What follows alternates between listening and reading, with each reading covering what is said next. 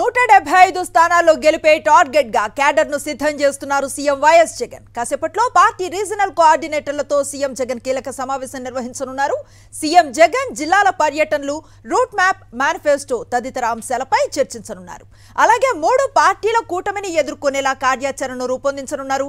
దాంతో పాటు జిల్లాల వారీగా పరిస్థితులపైన ఈ సమావేశంలో చర్చించే అవకాశం కనిపిస్తోంది. ఇందుకు సంబంధించిన తాజా సమాచారం మా కరెస్పాండెంట్ రవీందర్ అందిస్తారు. రవీందర్,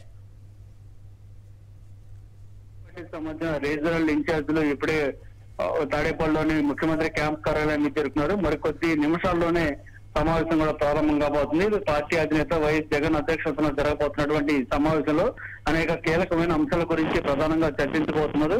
ఇప్పటికే కొద్దిసేపు క్రితం మనం చూసాం, సీఎం జగన్ సంబంధించినటువంటి ప్రోగ్రాంలను కోఆర్డినేట్ చేసేటువంటి తలశీల రఘురాం కొద్దిసేపు క్రితం మీడియా సమావేశంలో కూడా మాట్లాడారు.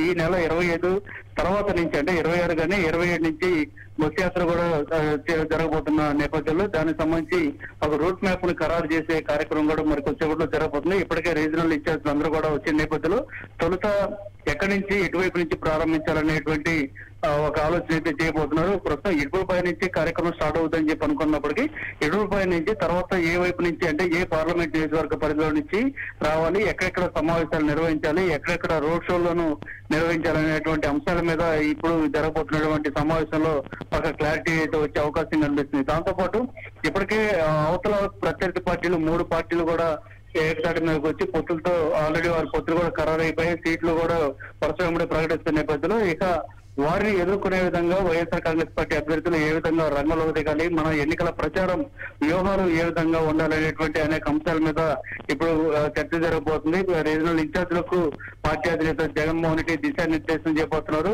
మొత్తం మీద ఈ జరగబోతున్నటువంటి సమావేశం మరికొద్దిసేపట్లో ప్రారంభం కాబోతున్న నేపథ్యంలో ఒక ఆసక్తి అయితే నెలకొంది. Anusri, right, thank you Ravinder.